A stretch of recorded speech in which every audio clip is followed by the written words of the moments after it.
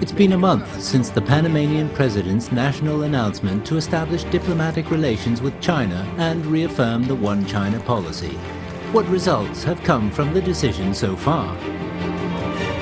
China is the second largest user of the Panama Canal, and the Bank of China has set up a regional RMB clearance bank in Panama. What else is on the agenda for China-Panama cooperation?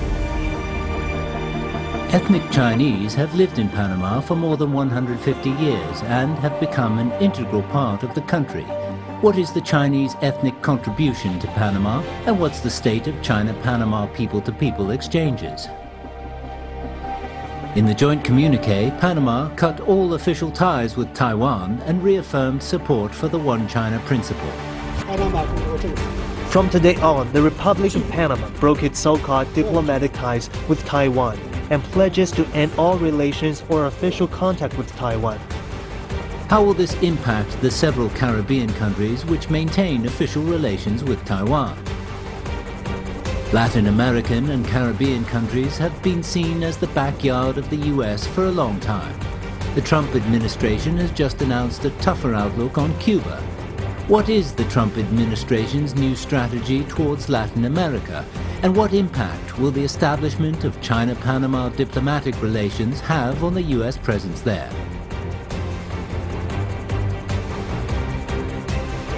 Exactly 1 month ago, the president of Panama, Juan Carlos Varela, made a national announcement to establish diplomatic relations with the People's Republic of China and severed official ties with Taiwan. As the second largest user of the Panama Canal and the largest goods supplier to the Colón Free Trade Zone, China has a deep economic presence in Panama. Meanwhile, U.S. President Donald Trump's moves to reverse progress in relations with Cuba have triggered worries about U.S. policy in other Latin American countries, bringing the future U.S. role in the region into question. To discuss the new state of China-Panama relations and more, I'm very happy to speak with Her Honor Ms. Lam Chong, Chief Representative of Panama China Trade Development Office. That's our topic. This is a dialogue. I'm Yang Ray.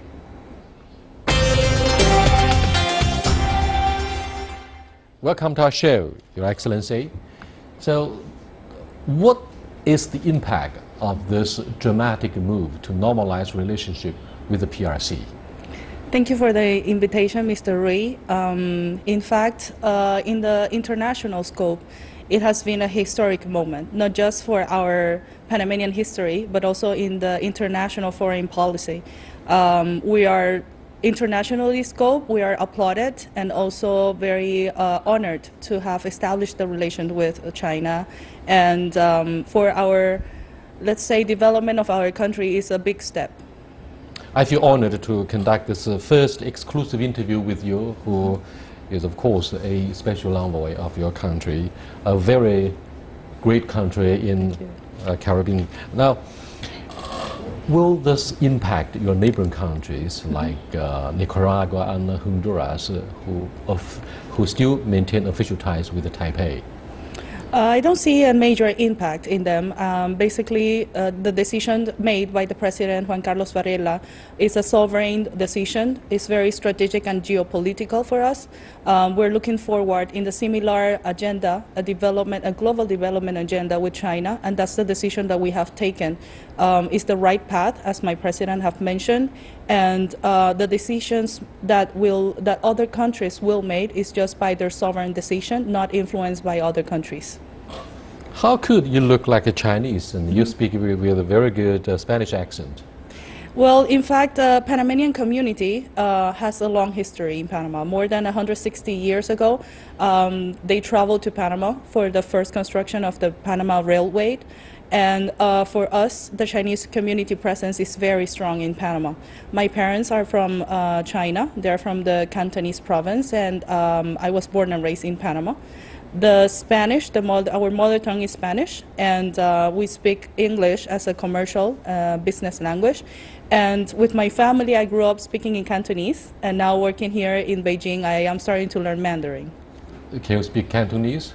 Yes, I can speak. Can you speak Cantonese and say hello to your friends in Guangdong? 大家好 Well, I don't understand. Thank you. But I like Cantonese food. Yes. Thank you very much for bringing us closer to those in Guangdong, Of course. where many of the overseas Chinese could find their cultural roots and family roots. Yes.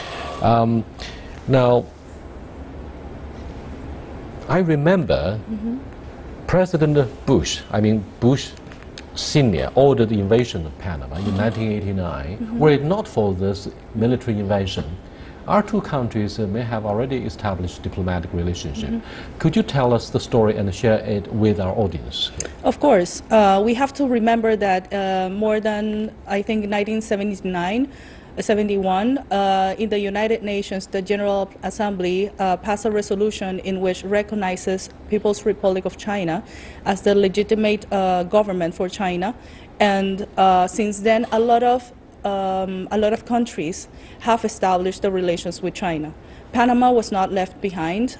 We started some negotiations. A lot of Panamanian administration tried to establish the relations with China, but for other reasons it was not able to do so. It failed to do so. We established the Panama China Trade Development Office and the Trade Development Office in Panama to connect and to keep the strengthening the commercial ties that we have in between China and Panama.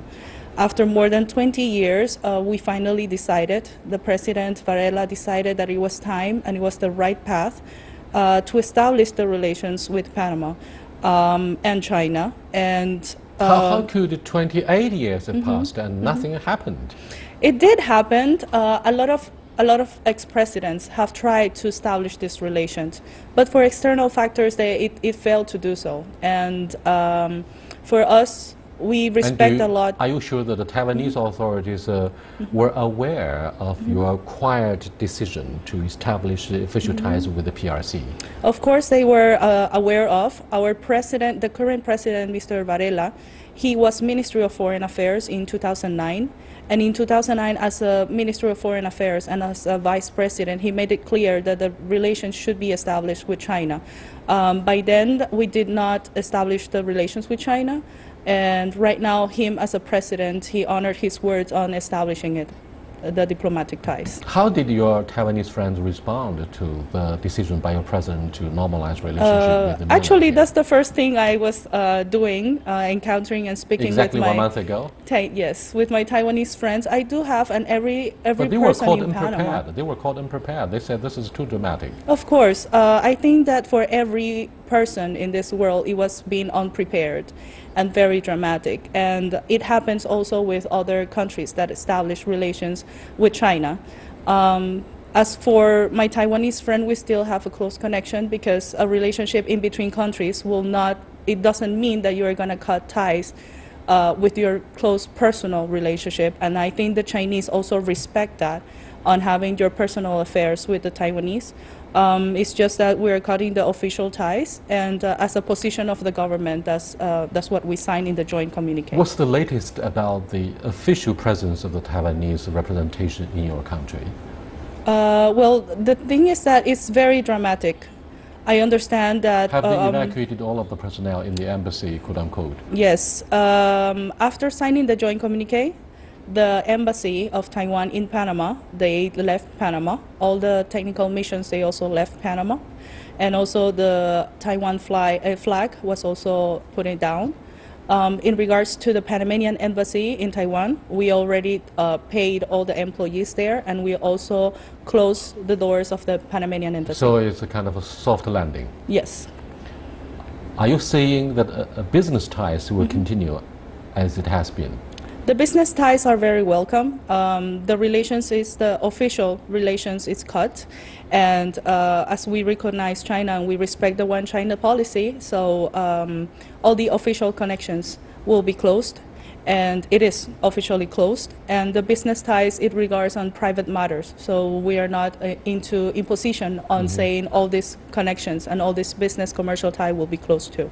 What did your boss, the Minister of Foreign Affairs, or your president say before you actually came here and got ready to be the first ambassador on behalf of your country? I think it was a wise decision of my president because he wanted to establish a real connection with China. He needed someone that could understand the Panamanian culture and also the Chinese culture to really put into matter of all his project, all his agenda to work with China. And also it was important for him to work as soon as possible with the commercial trades, with the agreements that we want with China. And so far so good.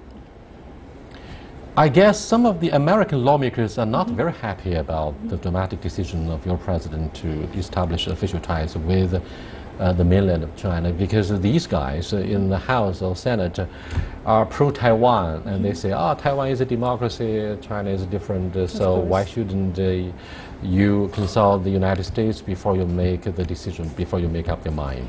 As the president mentioned with the CGTN in America, it is a decision of by sovereignty of our country. After and immediately after signing the joint communique with China, the president held an official meeting with the US. He had official meetings with President Trump. And he explained why he had to set the establishment of the relations with China.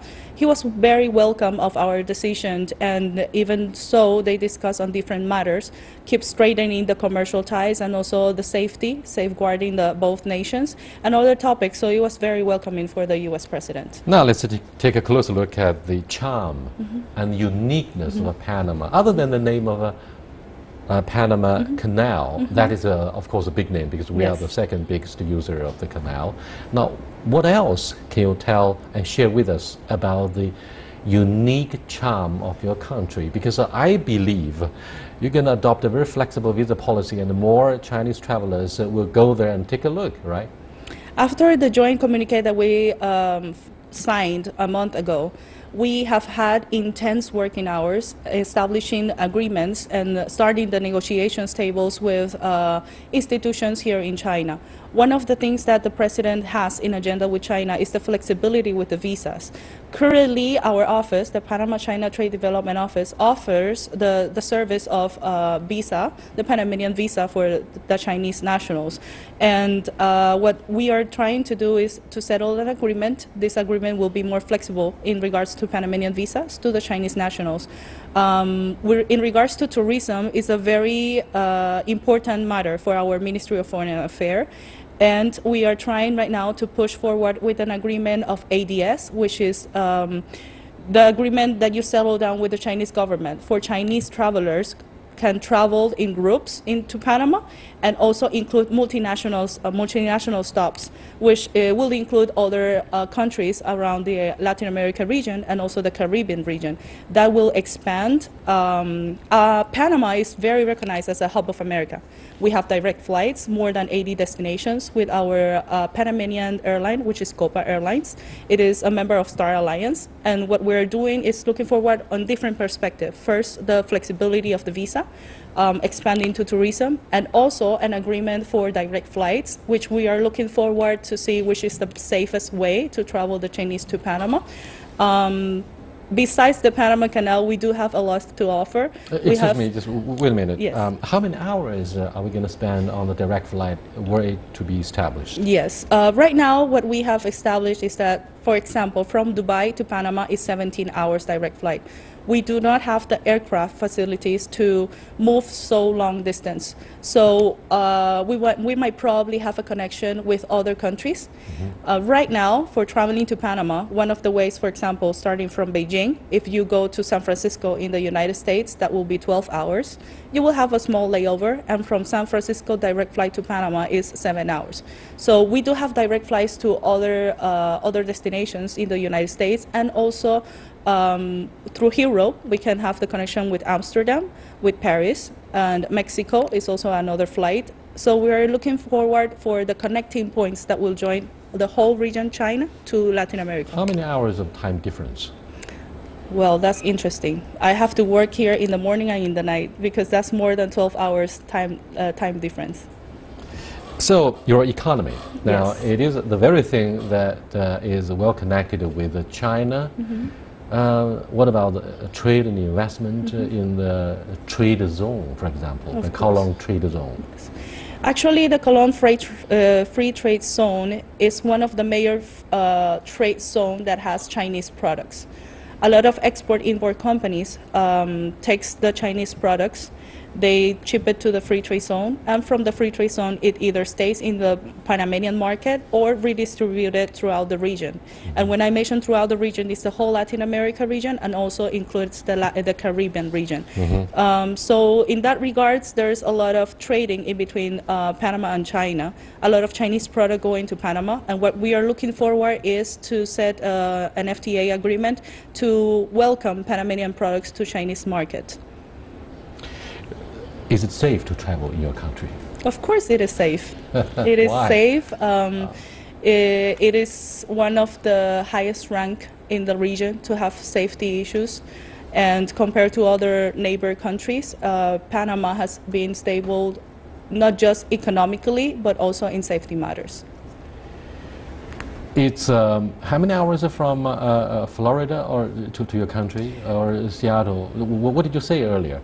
We have different flight connections. We can do it through New York, Washington, Miami, Las Vegas, San Francisco. The point of my question is, in 1989, the United States invaded Panama, and General Noriega was brought to justice on charges of drug trafficking.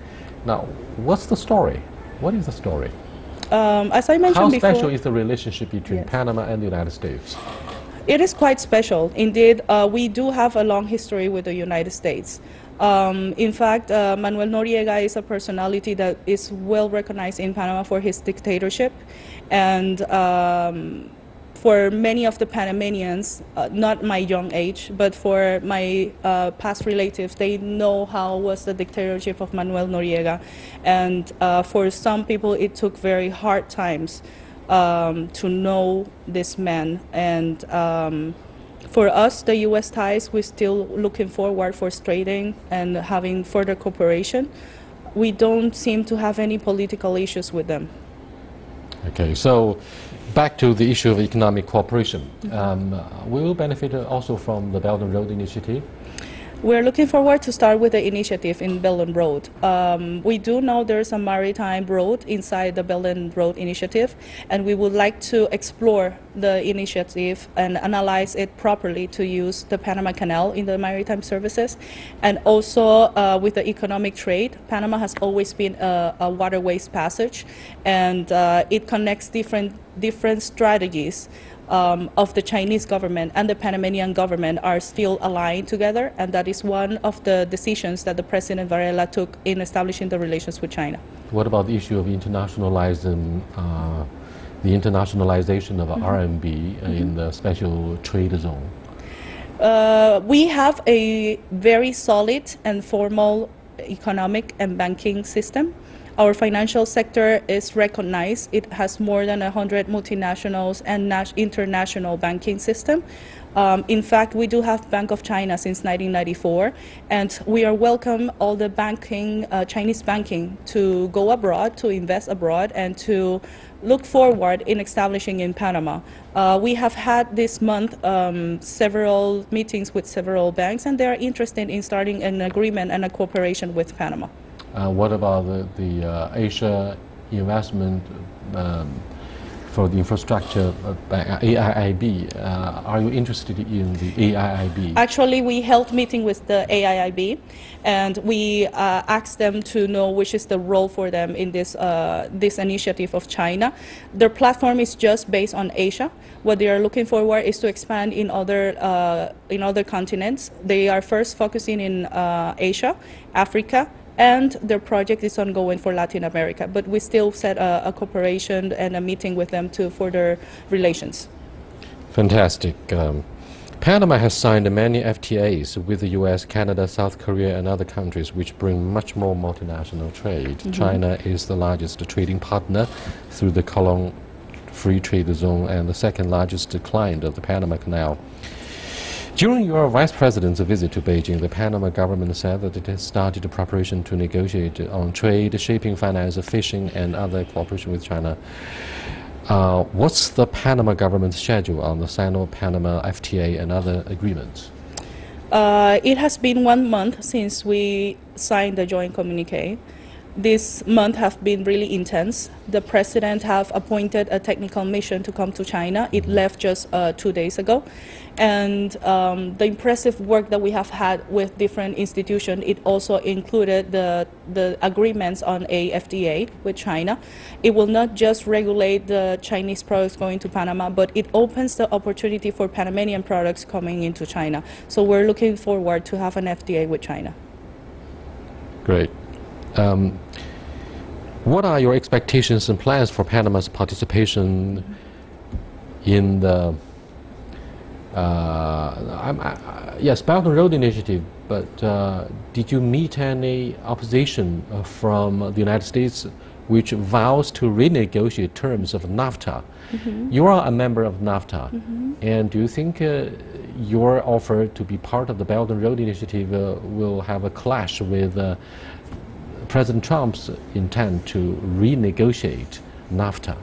That is an ongoing negotiation that the Ministry of Foreign Affairs will be dealing with, and will be having the analysis and all the research input to see which is the affectation in our economic development, and following the global agenda of the development of both countries. Great. So President Trump, who decided to reverse some of the policies adopted by President Obama, his predecessor, concerning relationship with Cuba, do you think that will produce a negative impact upon your relations with the United States, and what does that mean for other Caribbean and Latin American countries? I think that the decision taken by the President Trump is by the sovereignty of the United States. We push forward different agenda. We focus on our economic development, and as I mentioned before, the President held a diplomatic mission and a strong working agenda with the President Trump. A lot of negotiations were going on, and also it was put into effort and more focus on commercial treaties, and also the security and safety of the borders. There were agreements signed, and it is a matter of the different relations in between different countries and the U.S. Right. Cuba is a very unique economy because of its political institutions. Does your country keep an official and healthy business and political relationship with Havana? Yes, we do. Panama has Panama is part of a neutrality pattern, and we do have diplomatic relations with Cuba, and also very commercial ties also with Cuba. Basically, all Latin American and Caribbean countries, we support each other. You support each other. Does it mean that you may not see eye to eye with the President Donald Trump in his reversal of the policy? That will depend basically and normally on the decisions of my president and with the cabinet of our country. What's the image of the U.S. for most of your friends and colleagues in Panama, and indeed in the large area or region of South America? I think the U.S. have had a very high impact throughout our history. That is true, and that is something that we cannot deny. For example, the history in Panama, it dates back with the construction of the Panama Canal. We cannot deny the fact that they were part and involved in what is our now major icon in Panama. Going backwards with all this history, I think any other country in Latin America and Caribbean has that ties with the U.S., and every country has its own perspective of dealing the issues with President Trump and his government right now. But, you know, Latin America was regarded as the backyard of the United States according to the Monroe Doctrine. Do you have to take into consideration the U.S. concerns when you are to establish official ties with the PRC? As I mentioned before, and the President also made his statement very clear, the decision of every country in establishing relations with China, it's about its own sovereignty. It doesn't, it is not influenced by other countries' relation. The decision made by my president is very strategic and geopolitical. He's looking forward to the future of our country, of our uniqueness, of the economy, of our development, the banking system, the investment that we have with China, the community. The Chinese community is the biggest one in Panama. So for every country taking the decision, for example, Sao Tome, 6 months ago, they took the decision of establishing the relation with China. All of these countries, they have their own decision on establishing the ties with China, and so did my president. He feels it's the right path, it's the right way to have the ties with China. In what areas do you think the two economies will strengthen their collaboration in the near future? It is not just the Chinese investment going to Panama. Right now, a lot of Chinese enterprises have strategically set their headquarters in Panama because they see the region having a further development. And I think it's also an openness for Panamanian market to come to China, tourism. We are also very well known for our maritime services, not just because of the logistic and the services provided by the Panama Canal, but we are also the #1 leader in flagship registry. That's another maritime services that Panama offers.